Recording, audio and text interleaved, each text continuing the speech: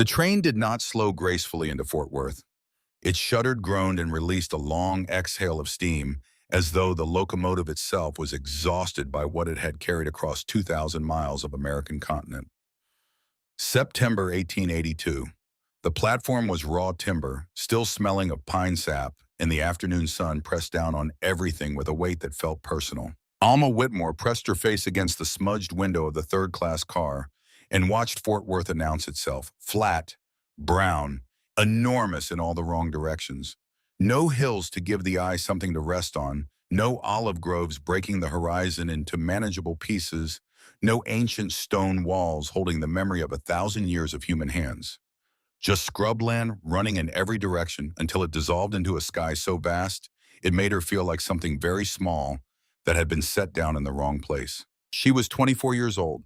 She had left Sicily with a canvas bag, $43 she had saved over 3 years of working at her uncle's dry goods store, and a small notebook with a cracked leather cover in which her grandmother had written in the cramped handwriting of a woman who had learned her letters late in life every recipe the family had carried through generations.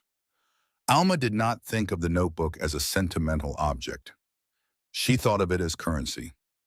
In a world where she did not yet speak the language fluently, where her face and her accent and the way she held her hands when she talked would mark her as foreign in every room she entered, food was the one language that crossed every border without a passport. The 43 other women in the car with her were not strangers exactly, but they were not friends yet either. They had been brought together by the same recruiter, a well-dressed man named Altieri, who had come through 3 villages in western Sicily the previous spring with a leather briefcase full of contracts and a practiced smile. He had explained in the rapid Sicilian dialect that flattened the vowels and swallowed the consonants that the Texas and Pacific Railway Company needed women of good character to manage the domestic operations of their worker camps in West Texas. Cooking, laundry, cleaning, honest work, he said, American wages, the chance to build a new life in a country where a person with energy and intelligence could become something. The contracts were in English. Not one of the 44 women could read them. They signed. Clotilde Ashford sat beside Alma, her posture rigid in the way of a woman accustomed to standing in front of school children who needed to understand that she meant what she said. She was 30 years old, originally from Naples, with dark, intelligent eyes and the particular exhaustion of someone who had been the smartest person in every room she had entered since childhood and had found that quality more burden than advantage. She looked out the window at Texas and said nothing for a long moment. Then, "It is flat." "Yes," Alma agreed. "I did not expect it to be so flat." "Neither did I. My grandmother told me America was full of mountains." Alma looked at the horizon. Perhaps she was thinking of somewhere else. Norberta Hartwell sat across the aisle from them, her hands folded in her lap with a stillness that Alma had noticed on the ship from Palermo and on the train from New Orleans, and that she had come to understand was not passivity, but economy. Norberta was 35, a widow from Rome, whose husband had died of fever 2 years before, leaving her with no children and no inheritance, and a landlord who had started appearing at her door with a particular look that she recognized and did not intend to accommodate. She had signed Altieri's contract within 10 minutes of hearing his pitch. She had not asked many questions. She had asked one, when does the ship leave? The train stopped. They gathered their bags. They descended to the platform in a group instinctively close together, the way people cluster when they are uncertain of the terrain. The Fort Worth platform was busy with the ordinary commerce of a railroad town in 1882. Men in work clothes moving crates and barrels, a horse tied to a post near the station house, switching its tail against the flies, 2 women in good dresses walking quickly past with their eyes slightly averted, and people watching, not with the open hostility Alma had braced for, but with the frank, unguarded curiosity of people who had heard something was coming and wanted to see what it looked like. A child, perhaps 7 years old, tugged at his mother's sleeve and said loudly enough to carry across the platform, "Mama, are they Indians?" The mother pulled his child close and said without lowering her voice, "No, worse. They're Italians." Alma heard it. She knew the word worse. She had studied English from a grammar book borrowed from the priest at her village church, studied it for 2 years before boarding the ship. And her English was functional, if imperfect, serviceable in the way that a tool made for a different purpose can still accomplish the task if handled carefully. She understood worse. She filed the word away behind her sternum, where she kept things that required attention later.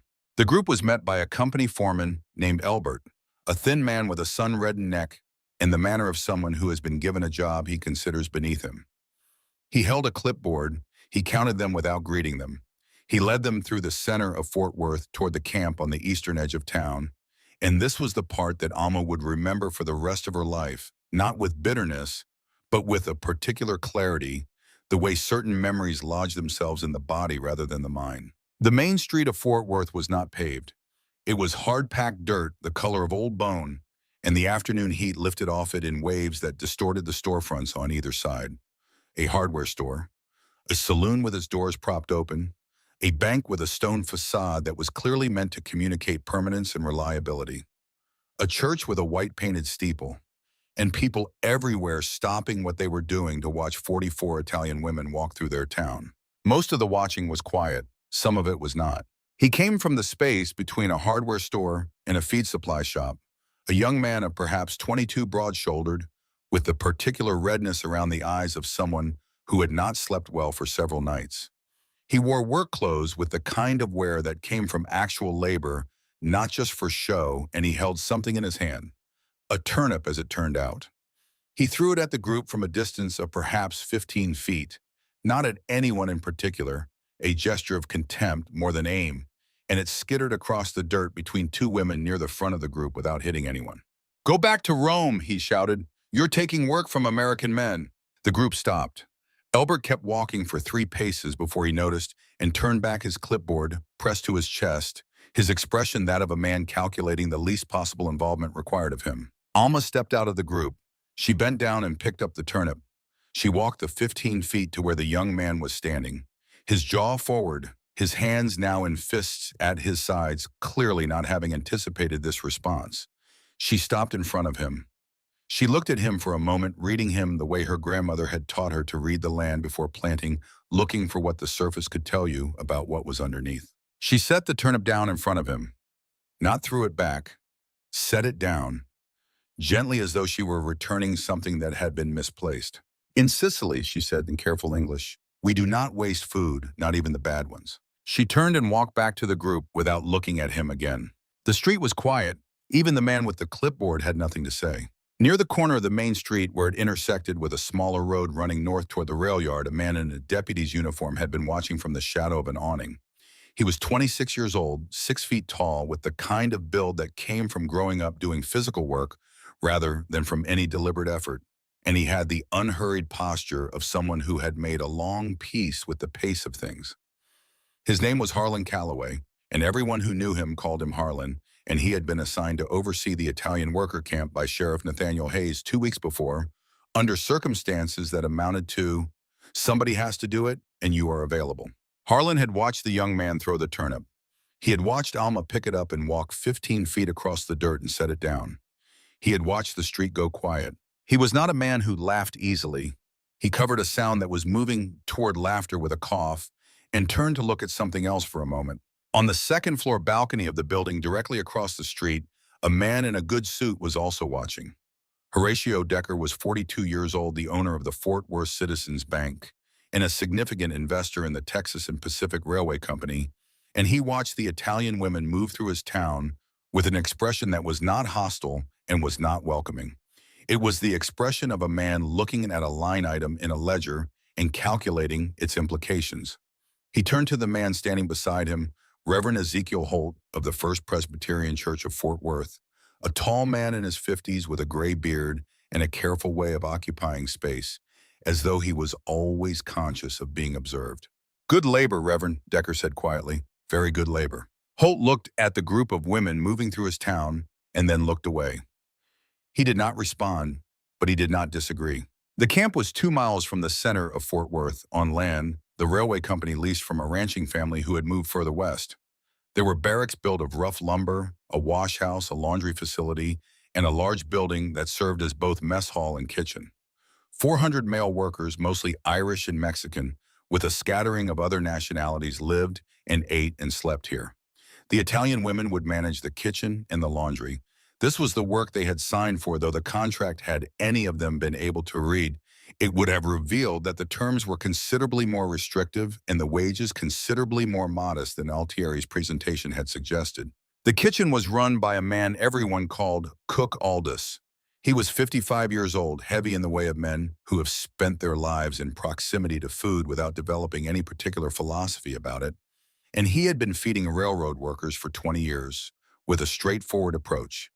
Large quantities, adequate nutrition, no complaints. He met the Italian women in the doorway of the kitchen with the expression of a man who had been told his territory was about to be altered and had decided in advance that he did not approve. "You're the helpers," he said. Alma looked at the kitchen behind him. Large iron stoves, a prep table scarred from years of use shelving, with canned goods stacked in orderly rows.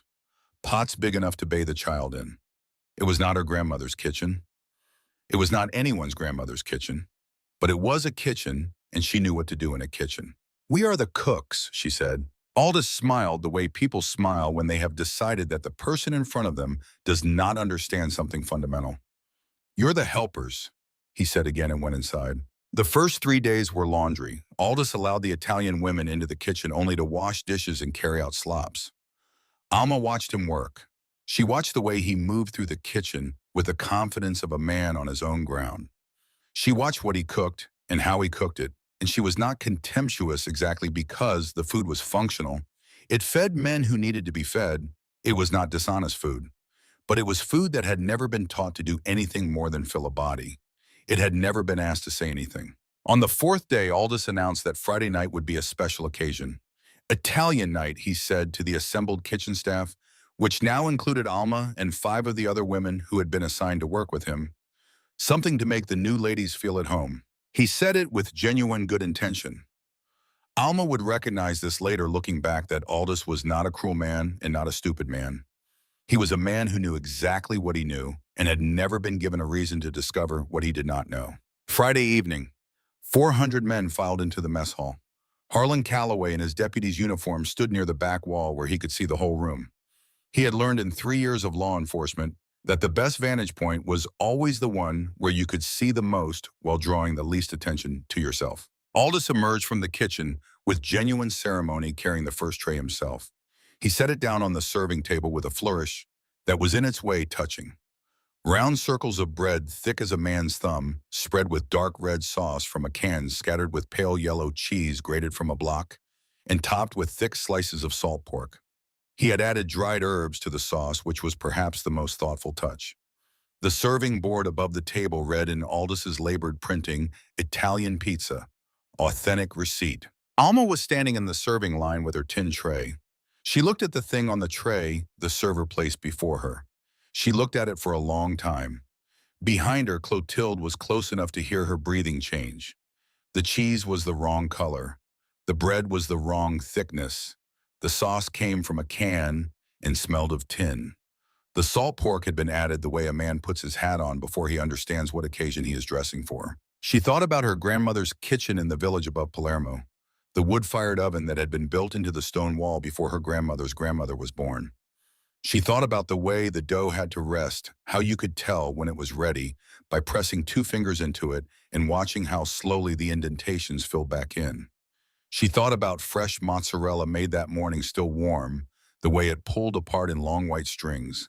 She thought about San Marzano tomatoes crushed by hand, the smell of fresh basil, torn rather than cut. She laughed. It started as something she was trying to suppress, and then it was not suppressible. It came out of her the way grief sometimes comes without warning and without the possibility of polite containment, a full laugh that rang through the mess hall and turned every head in the room. Clotilde grabbed her arm. Alma could not stop.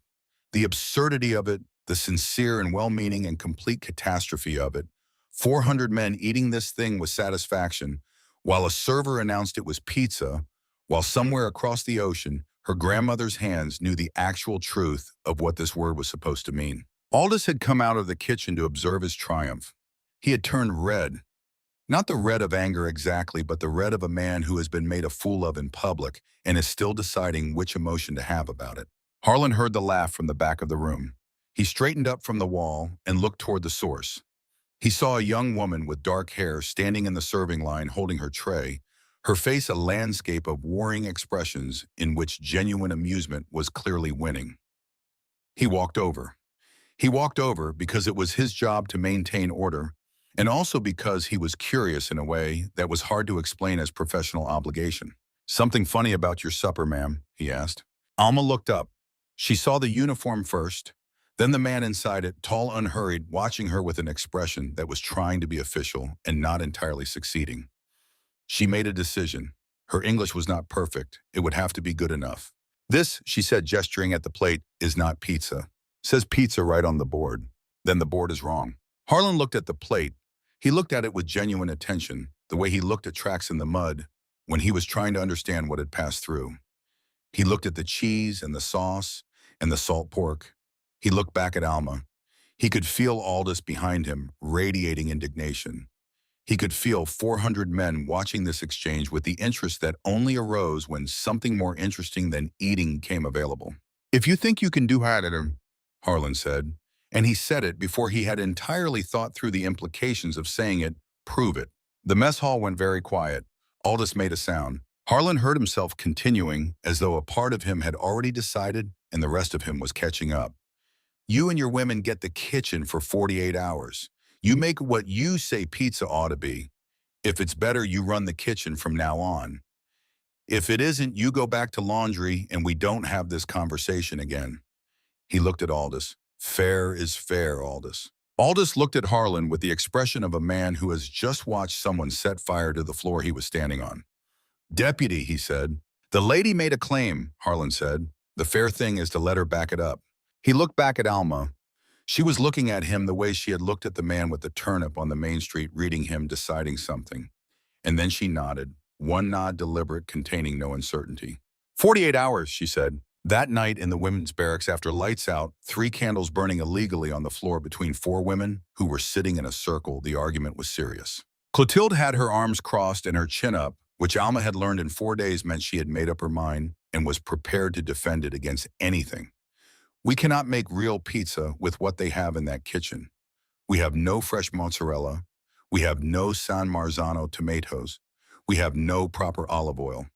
What we make will be a copy of a copy, and they will eat it and say, yes, this is how Italians cook, and it will be a lie." "It will be an adaptation," Alma said. "An adaptation is what you call failure when you don't want to use the word. An adaptation is what you call survival when you are not in Sicily." Norberta Hartwell, who had been sitting with her hands in her lap in her habitual stillness, said, "I will make the dough." Both women looked at her. "I know what flour they have. It is adequate. The yeast is old, but it will work if we give it time. I will start the dough tonight." Clotilde uncrossed her arms. She looked at the candle flame for a moment.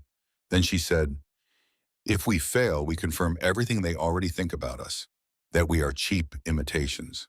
If we do nothing," Alma said, "we confirm the other thing, that we don't matter enough to even triumph." She paused. "Which one is worse?" Clotilde said nothing for a long time. Then, "The cheese. I will handle the cheese. If I have to use what they have, I will at least cut it correctly." They worked through half the night quietly in the kitchen after Aldous had locked up and gone to his cabin. They had found where he kept the spare key not through any act of theft, but because it hung on a nail just inside the kitchen door, in plain sight of anyone who had spent 3 days washing dishes there. The dough was begun and set to rise under a damp cloth. The canned tomatoes were opened and tasted and supplemented with dried herbs from a tin on Aldous' shelf, garlic that Norberta coaxed from the stores with the confidence of someone who knew where things were kept, a small amount of sugar to cut the metallic edge of canning. It was not right. It was not what it was supposed to be. But it was moving in a direction. The morning of the second day, Alma came to the kitchen at first light to check the dough. The other women were still sleeping. She lifted the cloth and pressed 2 fingers into the dough the way her grandmother had taught her, watching the indentations fill back in, slowly, the sign that the yeast had done its work. Correct.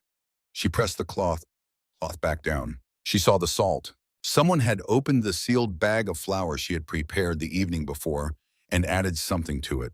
The flour looked identical. She dipped a finger, touched it to her tongue. Salt. Not a pinch, but a quantity enough that any dough made with it would be inedible. The bag had been moved from the shelf where she had left it. Aldous' cabin showed a lamp extinguished only recently, smoke still rising from the chimney in a thin thread. She stood in the kitchen with the sabotaged flour and thought about all the things she could do. She could report it to Harlan Calloway. She could abandon the attempt. She could have the kind of rage that the situation might reasonably produce. She set the flour aside and began taking inventory of what was left. There was enough good flour for a fresh start, barely if they were careful. The dough already rising was safe. She would need to work very fast.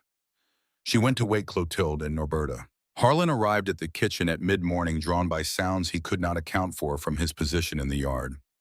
He stopped in the kitchen doorway and watched. The three women were working with the focused intensity of people who have decided that nothing else in the world exists for the duration of a particular task. Alma was kneading dough with both hands, leaning her weight into it, her face set. Clotilde was at the prep table with the cheese, a block of pale yellow that bore no resemblance to mozzarella, except in the most optimistic reading of the category, slicing it with the precise uniform movements of someone for whom precision was a form of protest. Norberta was at the stove with the sauce, tasting again. "You're here early," Harlan said. Alma did not look up. "Someone put salt in the flour." Harlan was quiet for a moment. "How much salt?" "Enough." He looked at the shelf where the bag had been moved. He looked at the door to Aldous' cabin, visible through the small window over the sink. He looked back at Alma. "You have enough to still do this." "We have enough to still do this," she said. He stood in the doorway for a moment. Then he said, "Can I help?" Clotilde stopped slicing cheese. Norberta stopped stirring sauce. Alma looked up for the first time. She read him the way she had been reading him since the main street of Fort Worth, this tall, unhurried man with the badge on his chest who had made a public bet on her behalf before thinking it through and had not appeared to regret it.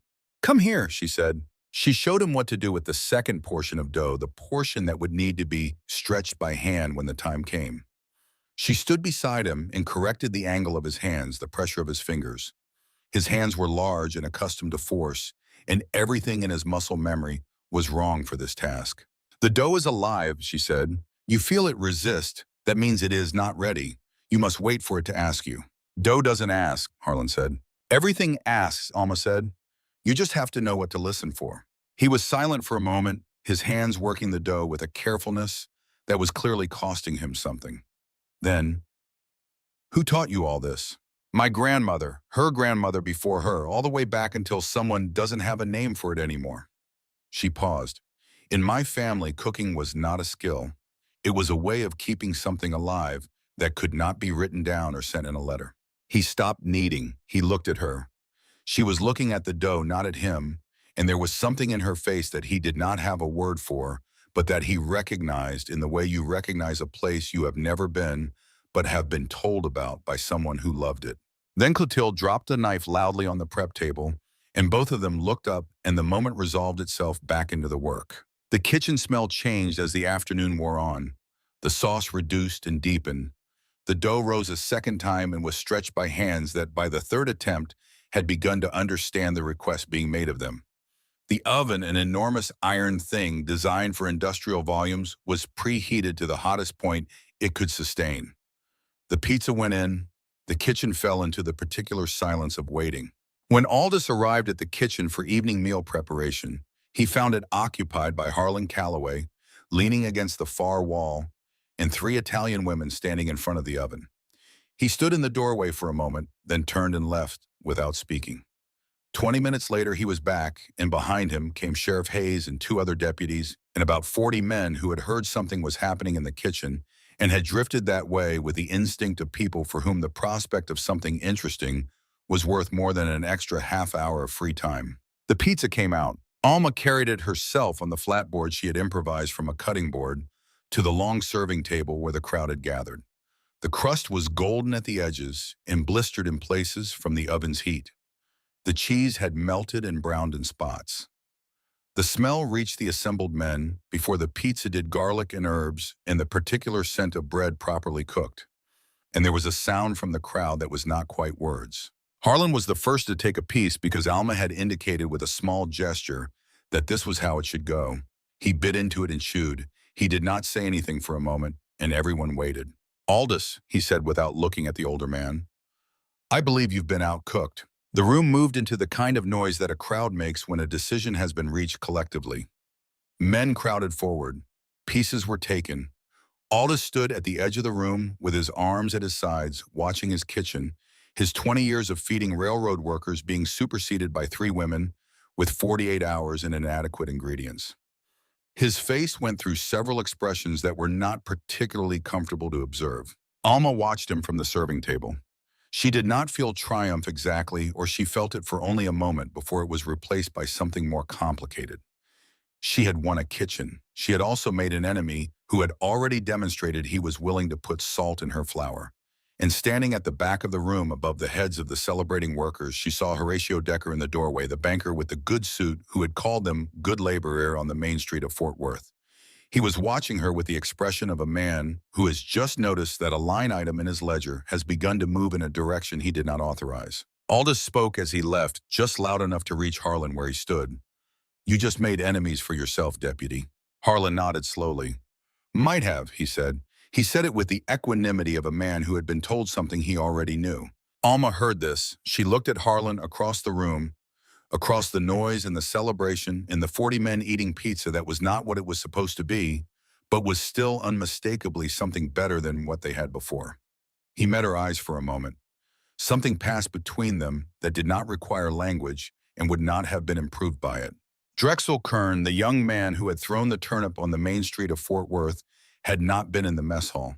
But word of what had happened there moved through Fort Worth the way all interesting things moved through Fort Worth in 1882, on foot and on horseback and across the counter of the hardware store, where three men told it to each other at the same time in slightly different versions. By morning, people who had never been to the camp knew that an Italian woman had laughed at American pizza and then made something better and won herself a kitchen. Reverend Holt heard it in his study, where he sat with his Bible open to a passage he had been reading for 20 minutes without progress. He sat with the news for a moment. He looked out the window at the white steeple of his church, which always made him feel when he looked at it that certain things were settled and certain things were not. Then he turned back to his Bible and found that he had lost his place. Horatio Decker heard it in his bank, where he was reviewing the quarterly accounts of the Texas and Pacific Railway Company, and he set down his pen and sat very still for a moment, in the way that a man sits still when he is thinking fast. 44 Italian women had arrived in Fort Worth as a labor purchase, a controlled variable in a financial equation. One of them in 48 hours had become a person that 400 men were talking about. Decker did not have feelings about this in any ordinary sense. He had calculations, and the calculation he was running now had a result he did not like. Alma Whitmore in the kitchen, that was now hers, did not think about any of this. She was writing in her grandmother's notebook, adding to the margins, the adaptations she had made, the substitutions that worked the things she had learned about this new oven and this new flour, and the particular quality of the dried herbs available in this place that was nothing like home and might, if she was very careful and very patient, become something else entirely. 3 months after Alma Whitmore walked into that kitchen with a sabotaged flour and walked out with a room full of railroad men, eating something they had never tasted before, Fort Worth had a Friday night tradition it did not know how to explain and did not particularly try to. Men who had spent the week driving iron spikes into frozen ground or hauling timber across the scrubland would clean their hands and comb their hair before the evening meal in a way they had never done for Cook Aldous' salt pork and canned beans. Something had changed in the camp that had no official name and no entry in the company ledger, but that everyone who lived there could feel the same way you feel a change in the weather before the clouds arrive. Alma noticed it first in the sounds. The mess hall on Friday evenings had a different quality, now the noise of men who were eating because they wanted to, rather than because their bodies required fuel. There was laughter that came from somewhere deeper than the courtesy laughter that had preceded it. There were questions. Men who had never spoken to the Italian women, except to hold out their tin trays, would stop at the kitchen door and ask how you said garlic in Italian, how you said it wrong in English, whether the herb on the bread was the same thing that grew wild along the creek south of the rail yard. The answers went back to their pals and were discussed. Harlan Calloway stopped pretending he was there to supervise. He had maintained the fiction for about 6 weeks, standing near the kitchen door, with the careful posture of a man performing a professional function, noting with official detachment the movements and activities of the women inside. Then one Thursday evening, he had walked in without a stated reason and asked Alma if there was something he could do, and she had handed him a knife and a pile of onions without ceremony, and after that, the fiction was no longer necessary, and neither of them brought it up. He learned slowly and with visible effort. His hands had 26 years of muscle memory built for ropes and reins and the particular violence of ranch work, and none of it transferred. He burned sauce twice. He oversalted a pot of beans so thoroughly that 3 men asked if the kitchen had accidentally switched to seawater. He tore more dough than he successfully stretched. Alma corrected him without condescension and without the particular patience that contains contempt, just the direct correction of a person who knows what right looks like and expects you to get there eventually. What grew between them in those weeks was not yet nameable. It was a thing made of proximity and small observations. The way he noticed she always tasted the sauce from the wooden spoon and then immediately set the spoon aside rather than leaving it in the pot. The way Aldous always had, the way she noticed that he held his coffee cup with both hands when he was thinking about something difficult. It was a thing that lived in the 6 inches of space between them when she was showing him something at the prep table, 6 inches that both of them were aware of with a precision that had nothing to do with cooking. Reverend Ezekiel Holt came to the camp on a Wednesday in late October, as he did periodically to attend to what he called the spiritual welfare of the workers. He was not a bad man. Alma had thought about this carefully and arrived at that conclusion without softening it into something more comfortable.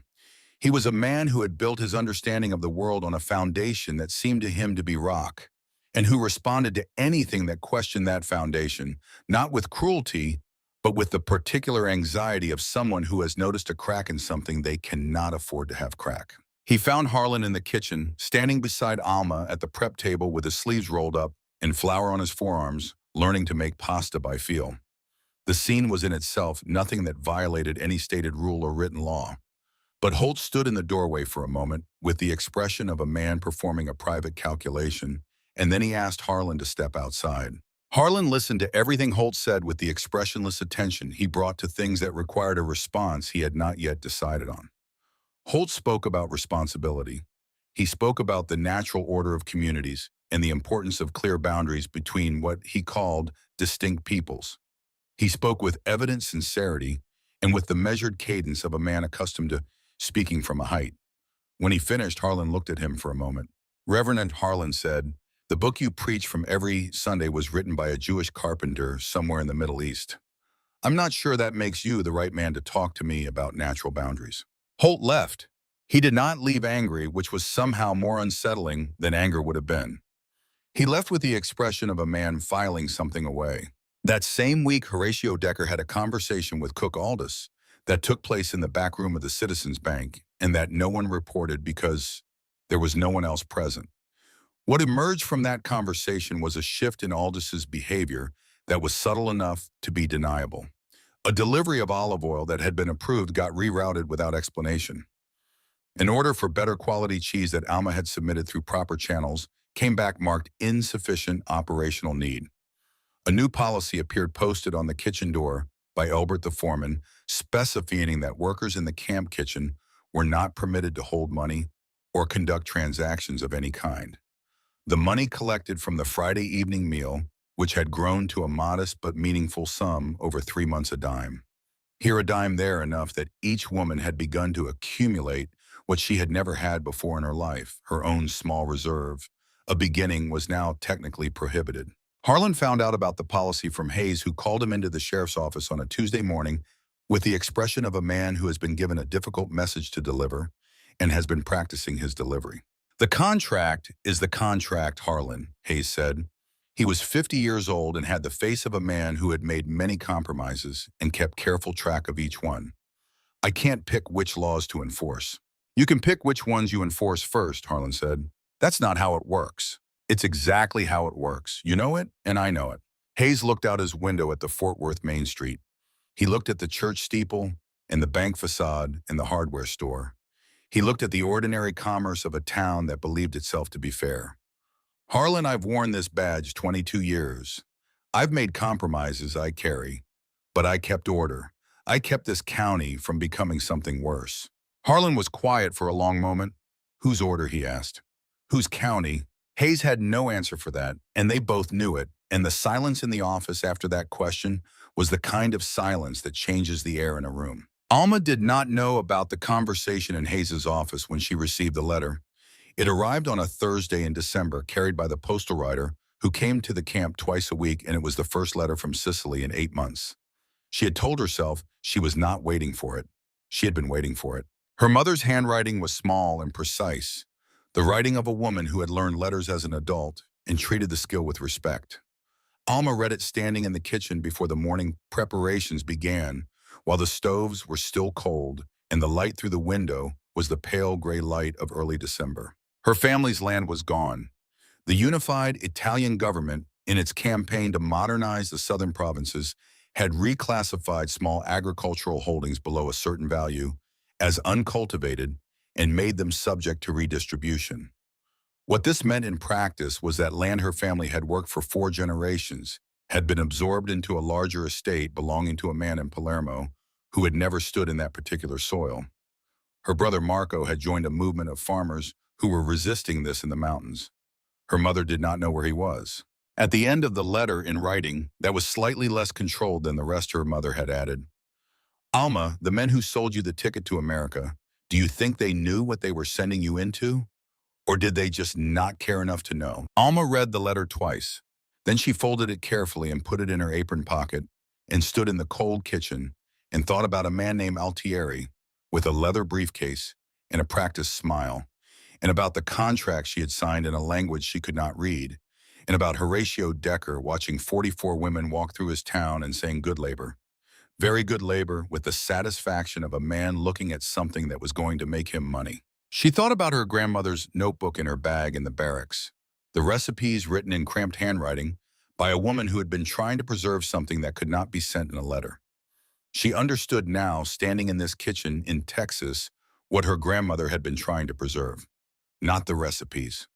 The knowledge that certain things belonged to you completely and could not be reclassified or redistributed or absorbed by someone with better paperwork. She did not cry. She went to the stove and began building the morning fire. Harlan found her that afternoon. Clotilda had told him about the letter, not its contents, but that it had arrived and that Alma had been quiet in a way that was different from her usual quiet. He came to the kitchen at the end of his patrol and stood in the doorway until she looked up. Come with me, he said. There is something I want to show you. He took her on horseback, her riding behind him on a horse that tolerated the arrangement with mild disapproval, 3 miles south of the camp to a piece of land that was technically part of the county road maintenance district and therefore not owned by anyone in particular. There was a foundation of rough stone partially collapsed and 4 wooden posts that had once been the corners of something. The soil around the foundation was different from the surrounding scrub land, darker worked. My father built this, Harlan said. 1869. He staked the land, built the house, planted 2 acres of cotton. Alma looked at the remains of the foundation. She said nothing. He signed papers he didn't understand. Lost it all in 1874. When the bank called in a loan he didn't know he had. The bank was owned by a man whose name you would recognize if I told it to you. He paused. He never talked about it, just worked somewhere else until he died. Alma looked at him. He didn't lose it because he was stupid. No, he lost it because someone else had more time to read the small print. Yes, they stood in front of the ruined foundation in the December light, 2 people standing on ground that had been taken from someone who had believed in it, and the Texas sky above them was enormous and indifferent in the way that skies are indifferent, not cruelly, but simply because they have no mechanism for caring about particular plots of ground. After a while, Alma said, my family's land is gone too. I got a letter today. Harlan did not say he was sorry because it would not have been adequate. He said nothing, which was better. They stood there together until the light started to change, and they had to turn back. What happened next came from a direction no one had anticipated. Drexel Kern appeared at the camp gate on a Thursday morning in early January, not with the aggressive posture he had carried on the main street of Fort Worth in September, but with the hunched, deliberate stance of a man who has decided to do something that costs him something and is committed to completing it before he loses his nerve. Alma was crossing the yard when she saw him. She stopped. "My mother is sick," he said. He said it the way men say things they have rehearsed but still find difficult. "I heard you people make food that doesn't come from a can." Alma looked at him for a moment. He was 22 years old and he had thrown a turnip at her on the main street and called her people thieves of American work. And his mother was sick and he had walked 2 miles to ask for help from the woman he had insulted because there was no one else he could think of. "Come back tomorrow," Alma said. "Bring a pot." Drexel Kern looked at her as though she had said something in a language he did not speak. Then he nodded and walked away without another word. Harlan, who had watched this exchange from the other side of the yard, made no comment. He thought about it for the rest of the day. In February, Horatio Decker acted. He had been patient for 4 months, which was longer than his nature preferred, but he was a man who understood that the most effective actions were the ones that came from an unassailable position, and he had spent 4 months building his position. He had a lawyer from Dallas named Garrett, a thin man with careful eyes, who specialized in contract disputes involving labor and property. Garrett had reviewed the Texas and Pacific Railway employment contracts and identified a clause that had been standard in such documents since the 1870s, specifying that contracted workers could not engage in commercial activities beyond the scope of their assigned duties. The Friday evening meals, the small money, the growing reputation that was attracting people from Fort Worth to the camp like a slow tide, all of it fell technically within that clause. Decker did not bring this to Hayes. He brought it to the town council in a formal petition, with Garrett's legal opinion attached to requesting that the council issue an order requiring the Italian women to cease all activities beyond their contracted duties and restricting their movement outside the camp to working hours. The petition cited public order. It cited the terms of the employment contract. It cited a letter from Reverend Holt, who had not written a letter condemning anyone, but had written a letter expressing concern about the effect of mixing populations without adequate guidance, which was close enough. Holt signed it because he believed what he wrote and because Decker had asked him, and because saying no to Decker in Fort Worth in 1882 required a clarity of principle that Holt was still in the process of developing. Alma did not know about the petition when she went to find Holt on a Sunday morning. She had thought about it for a week. She had considered not going. She had decided that not going was the choice that felt safer and therefore was probably not the right choice. She walked to the First Presbyterian Church of Fort Worth in her best dress, the gray one she had worn on the ship from Palermo, and she arrived after the Sunday service when the congregation had departed, and Holt was alone in his office with his Bible and his papers and the particular silence of a man who has been making arguments all morning and is now sitting with the quality of those arguments. She knocked. He received her with the careful courtesy of a man who had been expecting in some form this visit. "I have nothing against you personally, Miss Whitmore," he began. Reverend Alma said, "Every person who has ever done something wrong to another person has said that sentence first." Holt went still. "You signed a document calling us a danger to moral order," Alma said. "I want to know specifically in 14 weeks what immoral thing you have seen us do." "One specific thing." Holt looked at his desk. He looked at his Bible. He looked at the window that showed him the white steeple of his own church, the thing he had built his life in service of. He could not answer the question. Alma stood up. She was by She was not large. She was 24 years old, and she stood 5 feet 3 inches in her Sunday shoes, and the room was full of the weight of what she said next.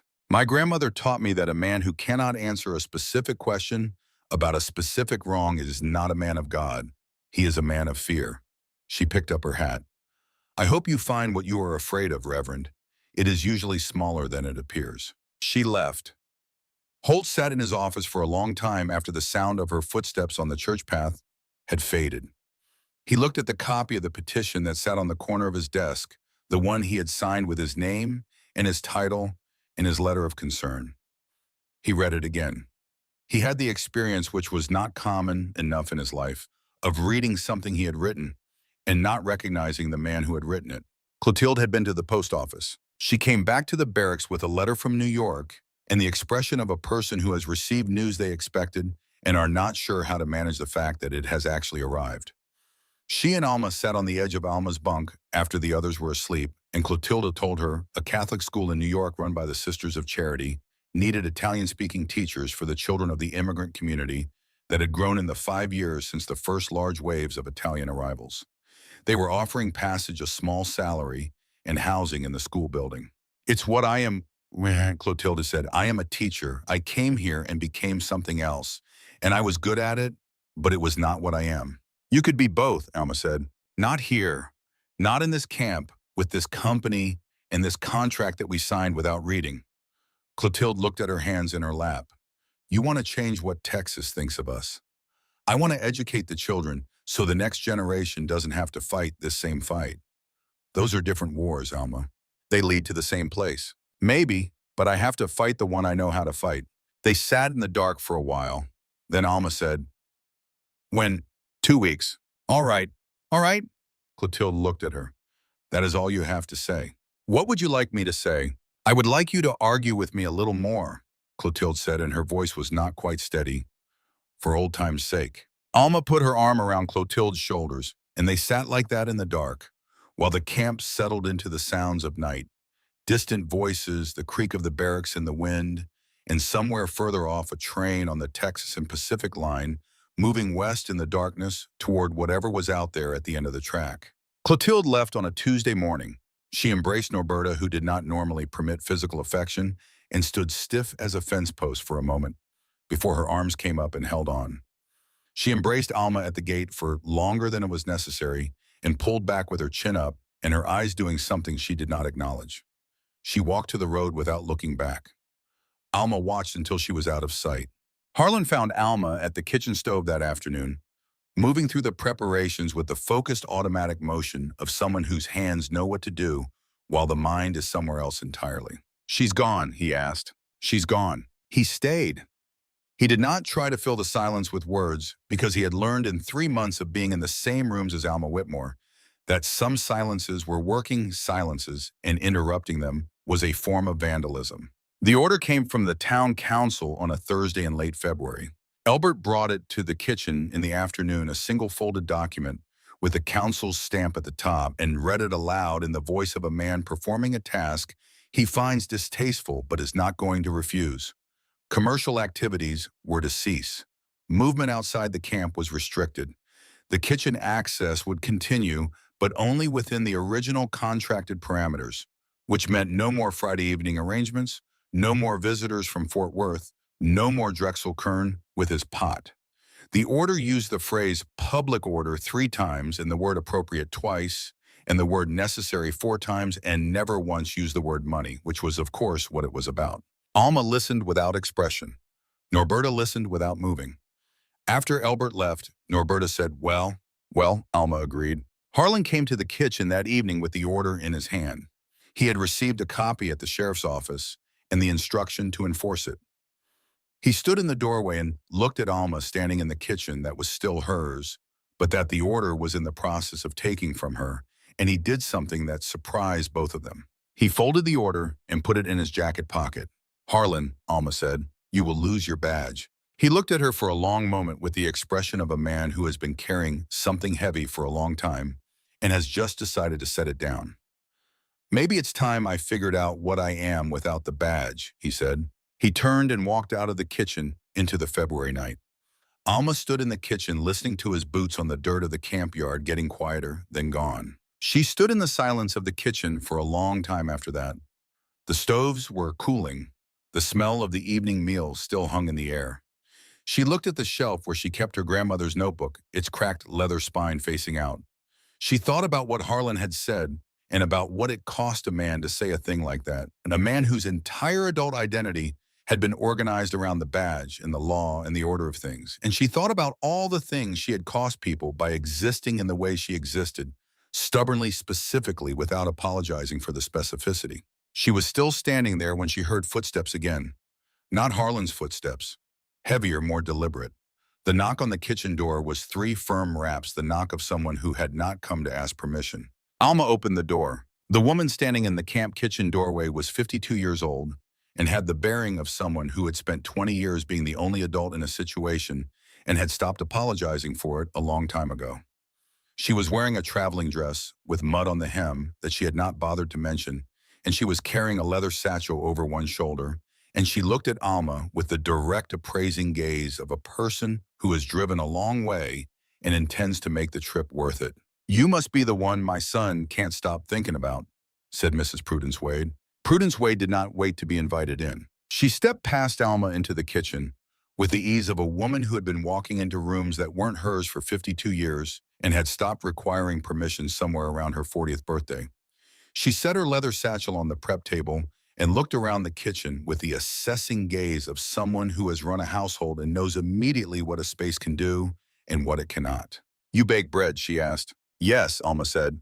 "Good. My ranch kitchen has been cold for 2 years. I don't have a cook and I don't want one.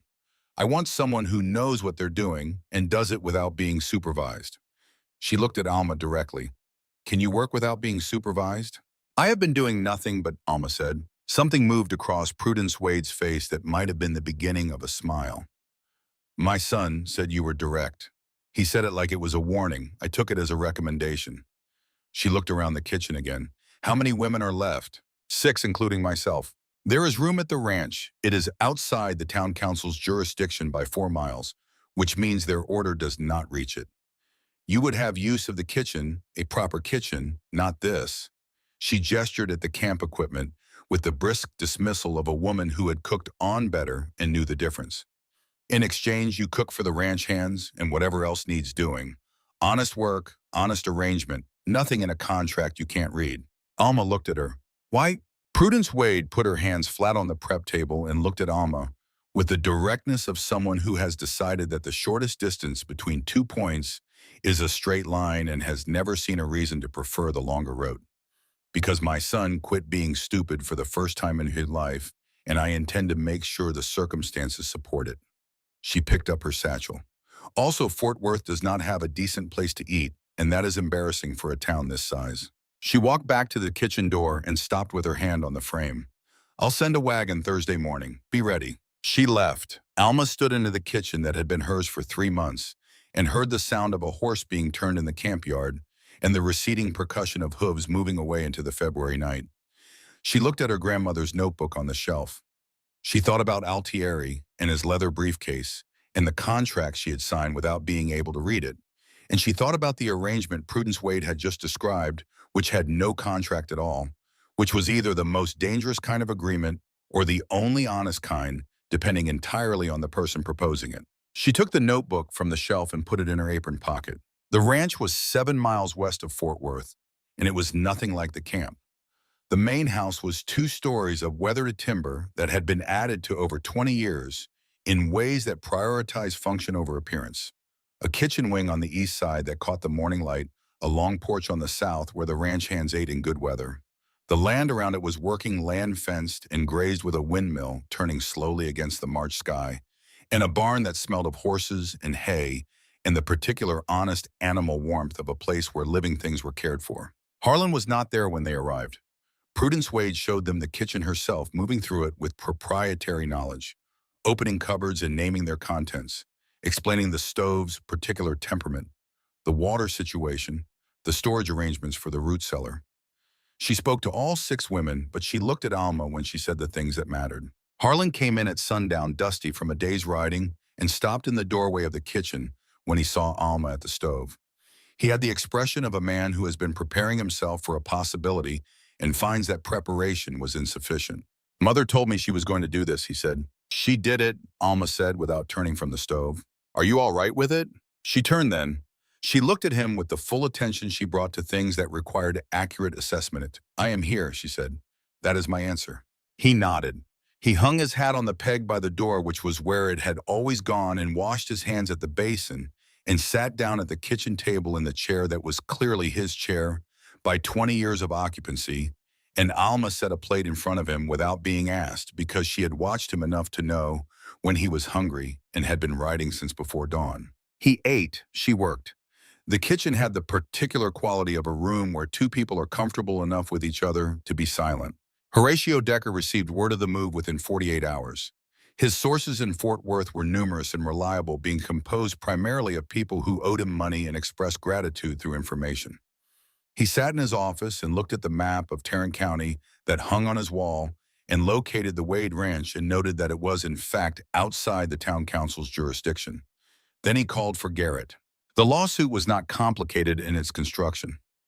Decker's argument was straightforward. The Italian women had been contracted by the Texas and Pacific Railway Company to provide specific services at a specific location. Leaving that location, regardless of the reason, constituted abandonment of contractual duty. The company was entitled to demand either their return to the camp or the termination of their immigration status and their return to Italy. It was, Garrett explained to Decker, a matter of making the law do what it was designed to do.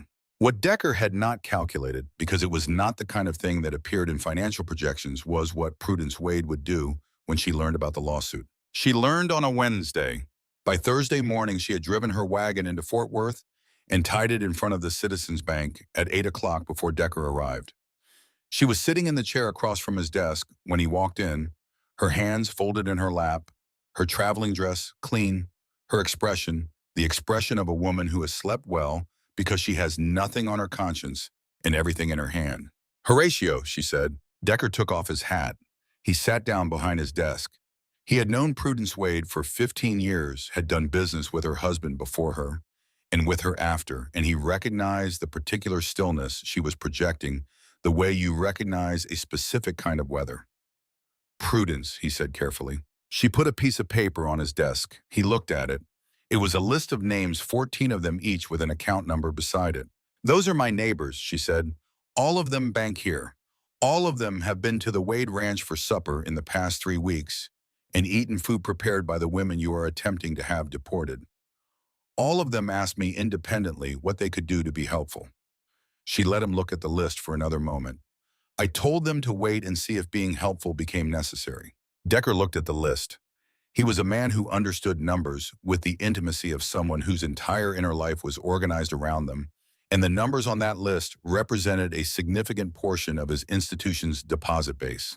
"This isn't personal, Prudence," he said. "Everything that affects my family is personal, Horatio. Everything."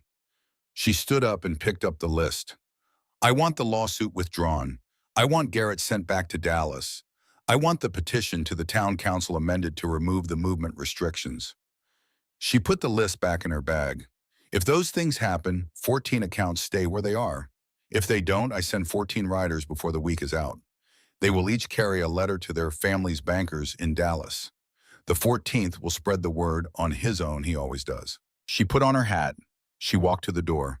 She stopped with her hand on the frame, which was, Alma would think later, when she heard the story, exactly where Harlan had stood in the kitchen on the night he folded the order into his pocket. The Callaways and the Wades apparently both favored door frames for the delivery of final statements. "You called those women good labor, Horatio," Prudence said. "You were right, they are. The difference between us is that I know what that means, and you only know what it's worth." She left. Decker sat at his desk for a long time. Then he picked up his pen and wrote a letter to Garrett. The town council meeting was public. It was held in the assembly room above the hardware store on a Tuesday evening in late March, and it drew more people than the room was designed to accommodate, people standing along the walls and in the doorway and on the stairs leading up from the street. Sophronia Finch was there with her notebook. Drexel Kern was there in his good shirt, standing near the back. Reverend Holt was there in the third row on the left side, his hands folded in his lap. Garrett had withdrawn from the case the previous week, and Decker's lawsuit was gone, but the town council still had before it the question of the movement restrictions and the broader question, as the council chairman put it, of what the proper arrangement was for contracted immigrant labor and the businesses that had grown around it. There was a lawyer representing the railway company who spoke for 20 minutes about contractual obligations. There was a representative from the Fort Worth Business Association who spoke for 10 minutes about the effect on commerce of recent developments at the Wade Ranch, which he characterized as concerning. Harlan was in the back of the room. He was not wearing his deputy's badge because he had left it on Hayes's desk 3 weeks earlier, placed there without ceremony or speech. Just sat down in the middle of the desk and his hat picked up and the door closed behind him. He was wearing his regular clothes, the clothes of a private citizen, and he sat in a chair near the back wall with his arms crossed and his expression neutral. Hayes was in the room too, in his official capacity, seated to the left of the council chairman. He had not spoken to Harlan since the badge was left on the desk. He looked at Harlan once when he came in, and Harlan looked back at him, and something passed between them that was not resolution, but was the beginning of one. The council chairman asked if anyone else wished to speak before the vote on the motion to permanently extend the movement restrictions. Hayes stood up. He did not look at Decker. He did not look at the railway company's lawyer. He looked at the assembled room of Fort Worth citizens with the expression of a man who has been preparing something for a long time and has decided that the preparation is finished. I have enforced the law in this county for 22 years, Louise said. I have enforced contracts and orders and council motions, and in that time I have tried to do my job correctly. What I have not always done is distinguish between what is legal and what is just. Those are not always the same thing. He paused. In 6 months of observing the women at the Italian camp and subsequently at the Wade Ranch, I have not witnessed a single act that constitutes a genuine threat to public order. What I have witnessed is work skill and the kind of contribution to this community that we say we want from people who come here. He looked at the chairman. I would ask the council to consider whether the restrictions before them serve the county or serve the interests of specific investors in the railway company. I know which one I believe. He sat down. The room was quiet. Holt stood up. He did not raise his hand or wait to be recognized. He simply stood, which in itself commanded silence, because Holt was not a man who stood in public meetings without something considered to say. I signed a petition, he said. I want this council to know that I regret it. He sat down. That was all. No explanation, no qualification, no theology. 3 sentences and then the resumption of his folded hands posture in the 3rd row on the left. But the room shifted around those 3 sentences the way a room shifts when someone opens a window, the air changing quality without the temperature changing. Decker in the front row looked at Holt with an expression Alma would later hear described by someone who was there as the expression of a man who has just watched a load-bearing wall do something unexpected. Holt did not look back. The council voted. The motion to extend the permanent restrictions failed. The existing order was amended to remove the movement restrictions entirely. The commercial activity clause was left in place technically, which meant nothing practically because Prudence Wade's written agreement with the women was not a contract with the railway company and therefore did not fall under it. The railway company lawyer made a note. The council chairman called the meeting closed. In the back of the room, Harlan let out a breath he had been holding for approximately 45 minutes. Outside in the April evening that was warm enough to be without a coat for the first time since November, people moved in. This ordinary way of a crowd after a public meeting has resolved itself in small groups and individual trajectories. Voices overlapping. Sophronia Finch was writing in her notebook. Drexel Kern was talking to 2 men. Alma did not recognize his hands moving in the animated way of someone explaining something he is proud to know. Harlan found Alma on the steps, and they walked together without particular destination through the Fort Worth evenings past the hardware store and the saloon and the bank, with its stone facade that was built to communicate permanence, and they did not talk about the meeting or the vote or Decker or Holt. They had said the important things in kitchens and on February nights in front of ruined foundations, and what remained between them was not the kind that needed words so much as the kind that needed time. It was Harlan who stopped walking. They were at the edge of the main street where it opened into the wider road leading out of town, and the evening sky above Fort Worth was doing what the Texas sky did in April, going orange and then coral, and then a deep clear blue at the zenith that made the whole thing look like something that had been arranged rather than simply occurring. Harlan stopped and Alma stopped beside him. I have something to ask you, he said. He said it with the particular care of a man who has rehearsed this and is still not certain his rehearsal was adequate. I have been trying to find the right words for it for about 2 months. Alma looked at him. She was patient. I quit my badge because I could not enforce a law against you and still know who I was, he said. That is the true reason, not the only reason, but the true one.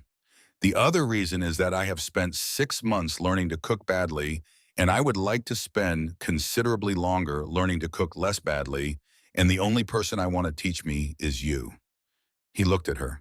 I would like to ask your permission to court you properly if you are willing to deal with a man who has no job, has never successfully made pasta on the first attempt, and comes with a mother who will have opinions about everything. Alma looked at him for a long moment in the April evening, with the vast Texas sky going coral above them. You can court me, she said, but you will learn to cook first. The spring moved through Texas in the way of springs in that part of the world, not gradually, but in a single decisive arrival. Everything brown and then everything green between 1 week and the next. The Wade Ranch kitchen became in that spring a different kind of institution than the camp kitchen had been, smaller and more deliberate, a place where the work was real work and also something else. Harlan learned. He burned things less. He developed under protest and correction a better feel for dough, though Alma still sometimes stood beside him with her hand over his to adjust the pressure, and they both pretended this was purely instructional. Norberta Hartwell, who had stayed, turned out to have gifts in the realm of bread that no one had fully understood in the chaos of the camp kitchen.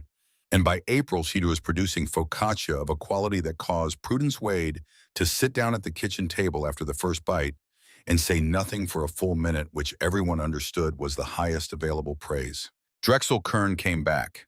He came back on a Saturday in April with his mother, who had recovered and who turned out to be a small woman with sharp eyes, in the manner of someone who had raised a difficult child without being defeated by the experience.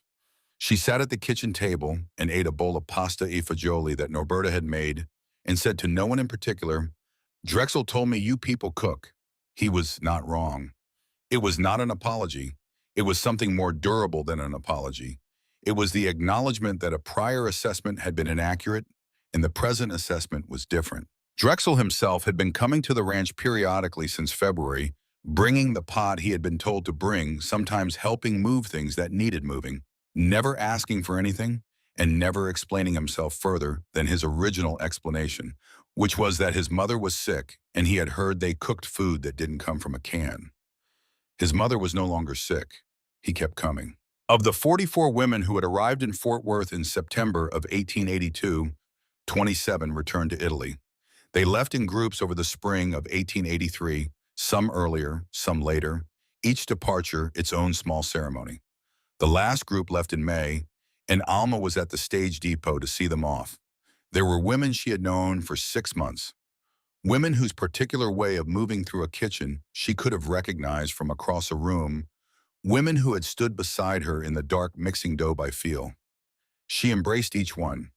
She did not try to change anyone's mind because she understood, as she had understood since the conversation with Clotilda in the dark barracks, that the question of where you build your life is one that only you can answer and only you have to live with. One woman, a widow from Palermo, named Gianna, who had barely spoken for 6 months and then in the last 2 weeks had not stopped, pressed something into Alma's hand at the last moment before boarding.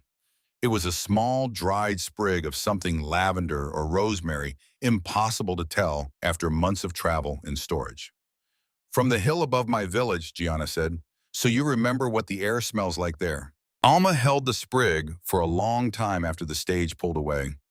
Then she put it between 2 pages of her grandmother's notebook and closed the cover. 16 women remained. They were not the same 16 who had signed Altieri's contracts on that recruiting morning in Sicily, not the same women who had arrived at Fort Worth Station with canvas bags and expressions of neutral wariness.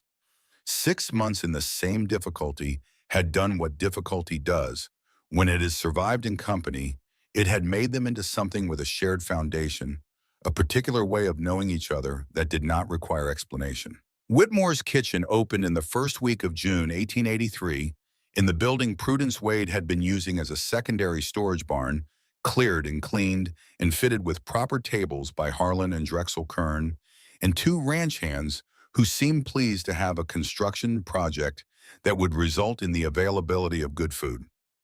It was not in Fort Worth proper, being 7 miles west, but this turned out to be less of an obstacle than might have been expected, because people who have tasted something they want more of will travel for it. The name was Alma's choice. Prudence Wade had suggested several alternatives. Alma had listened to each one politely and said Whitmore's Kitchen at the end, which was both her family name and the name she had kept because it was hers in both languages, and she was not prepared to give it up for convenience or diplomacy. Harlan built the sign himself. It took him 4 attempts to get the letters even enough to satisfy Alma, who watched each attempt with the expression she brought to his cooking, not contemptuous, not impatient, just waiting for it to be right. The 4th attempt was right. He hung it above the door on a Saturday morning and stood back and looked at it with the satisfaction of a man who has made something with his hands that will outlast the making. The first Friday evening, 15 people came for supper. The second Friday, 31. By the third week of July, the wagon road to the Wade Ranch had been worn into something that functioned as an actual road by the volume of traffic it was receiving. And Prudence Wade had to order additional chairs from the furniture maker in Fort Worth, who sent them with a note asking if he might also make a reservation. Sophronia Finch's article ran in the Fort Worth Democrat in August, and it was not the article about Italian women who cooked. It was the article about the Texas and Pacific Railways labor contracts, the language that workers could not read, the investors who understood that ignorance and dependency were more profitable than fair dealing. It named Decker. It named the clause Garrett had used. It quoted Hayes.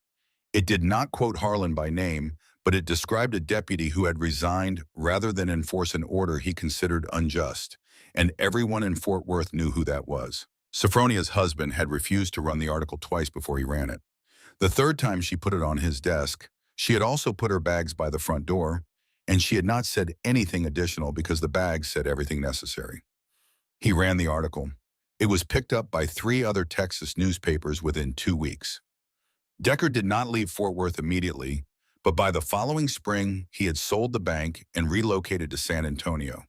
And people in Fort Worth said his name less and less until it became one of those names that a town gradually forgets, the same way it forgets the details of old weather present once gone now. The landscape changed by it, but the particular fact of it no longer requiring attention. Holt came to Whitmore's kitchen on a Thursday evening in September. Not on a Friday when there would have been a crowd, but on a Thursday when the place was quieter and Alma was doing preparation work for the week ahead. He came alone. He sat at one of the tables near the window, and when Alma came to ask what he wanted, he said he would take whatever she was making, and she brought him bread and soup and a small plate of olives she had managed to source from a supplier in San Antonio. He ate in silence. When he was finished, he sat with his hands around his coffee cup and looked at the room at the photographs Alma had begun to hang on the wall, the ones Sophronia had arranged to have taken the Italian women in the camp kitchen, the first pizza coming out of the camp oven, Harlan with flour on his forearms, looking at the camera with the expression of a man who has been caught doing something he would not have predicted for himself. "You make a good bowl of soup," Holt said. "Thank you," Alma said. She was wiping down the adjacent table. "I owe you an apology," he said. "I have been composing it for several months. I am not satisfied with any of the versions I have arrived at." Alma looked at him. He was a man in his 50s with a gray beard and the exhausted dignity of someone who has been doing hard thinking for a long time. "Then don't compose it," she said. "Just say the true thing." "I was afraid," he said, "not of you specifically, of everything you represented changing." He paused. "That is not an excuse. It is the true thing." Alma was quiet for a moment. Then she sat down at the table across from him, which she had not been planning to do and which surprised both of them. "My grandmother was afraid of the new priest who came to our village when I was 12, she said. "She thought his ways were different and wrong. She fed him dinner every Sunday for 3 years before she changed her mind." She looked at Holt. "You can come back on Sunday if you would like." Holt looked at his hands. Then he looked at Alma with the expression of a man who has been given something he has not fully earned and is trying to decide whether to accept it or refuse it out of a principle that may not deserve the protection he has been giving it. "I'll be here Sunday," he said. Hayes came in October on a Friday evening in civilian clothes and sat at a table near the back and ate his supper without speaking to anyone. Harlan saw him from across the room and they looked at each other.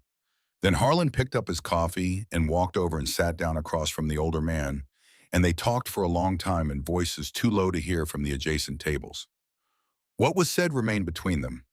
What emerged from it was that Hayes came back the following Friday and the one after that, and by November he was a regular, and the particular business between him and Harlan, whatever it was, had been resolved in the way that things between men of a certain kind get resolved not through stated forgiveness, but through the act of continuing.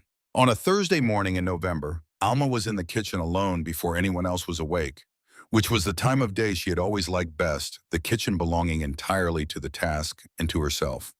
She was making dough, her hands working through the steps her grandmother's hands had worked through 10,000 times before hers, and she was thinking about nothing in particular and everything at once in the way that physical work permits thought to run freely. Harlan came in. He was already dressed, which meant he had been up for some time, and he stood in the kitchen doorway for a moment watching her work. Then he came in and sat at the table, and she heard him pull something from his jacket and set it on the table. When I left my badge on Hayes's desk, he said, I did not have a plan. I want to be honest about that. I did not know what came next. I just knew I could not go forward and also keep being the thing I was being. Alma did not stop working the dough. I know, she said. I have been figuring out what I am without the badge, he said. I think I know now. She looked up. He was looking at her across the prep table with the steady, unhurried attention he brought to things that mattered, and on the table between them was a small piece of paper folded twice. She looked at it and then at him. That is not a legal document, he said. It is a question. I did not write it down because I thought it required paper. I wrote it down because I wanted to be sure I said it right. She came around the table and picked up the paper and opened it. His handwriting was large and careful, the writing of a man who does not write often, but writes honestly when he does. It said, will you marry me? I am asking plainly because I mean it plainly. Alma looked at the paper for a moment. Then she looked at Harlan Calloway, who was sitting in his kitchen chair with his hands on the table and his expression containing something she had been watching develop for a year. Something that had started as curiosity and become attention and become care and become sitting here now in this November kitchen with the smell of bread dough and wood smoke and the beginning of the day all around them, something that had no word in either of her languages that was sufficient for what it was. She set the paper down on the table. Yes, she said, but you will practice the dough until you can do it without tearing it. He laughed. It was a real laugh, not the covered kind, and she had heard it before, but not often, and each time it had the quality of something given freely rather than performed. She went back to the dough. He got up and stood beside her, and she moved over to make room, and he put his hands into the dough beside hers, and they worked in the kitchen in the November morning while the ranch woke up around them, and the smell of the bread rose into the cold air and went out through the window into a day that was beginning, the way days begin when you know where you are and who you are and what you are standing on. 20 years later, Alma Whitmore Calloway stood in front of Whitmore's kitchen on a May morning and watched her eldest daughter direct the delivery of a new oven with the confident authority of someone who has grown up understanding that a kitchen is a territory and a territory requires management. The restaurant had moved to Fort Worth proper in 1887 when a building on the main street became available. The same main street where a woman had once told her child that Italians were worse than Indians. And Alma had been inside that irony long enough to find it not bitter but interesting. Harlan came out of the front door with 2 cups of coffee and stood beside her, and they watched their daughter issue instructions to 2 delivery men who were listening with the expression of people who have learned quickly that this particular young woman's instructions are worth following. She's better at this than either of us, Harlan said. She had better teachers, Alma said. He gave her a cup of coffee, and she took it without looking away from her daughter. And they stood in the May morning on the main street of Fort Worth with the sun coming up over the flat horizon and the smell of coffee and the distant sound of the rail yard that had brought 44 women in canvas bags and cracked leather notebooks to this particular place in the world. Alma thought about her grandmother's kitchen above Palermo. She thought about the ship from Palermo, the third-class car from New Orleans, the platform at Fort Worth Station where a child had asked if they were Indians. She thought about sabotage flour in a folded council order and a ruined foundation 3 miles south of where she was standing in a small piece of paper with a question written in large, careful handwriting. She thought about what her grandmother had said once shelling beans on the stone porch of the village house. On a summer evening, home is not the place you come from. Home is the place that cannot be taken from you because you have put yourself into it completely. She had put herself into this completely. The dough, the kitchen, the sign Harlan had rebuilt 4 times the photographs on the wall, the bread that Drexel Kern still sometimes came for on Saturday mornings, with his own children now trailing behind him. The long table on Friday evenings that had been full of Fort Worth for 20 years. The argument and the laughter and the work of it. This was home, not instead of Sicily, not despite Sicily. Both things true at the same time in the way that true things often are larger than either one alone and requiring both to be complete. She drank her coffee. The May sun came up over Texas and made everything it touched into gold.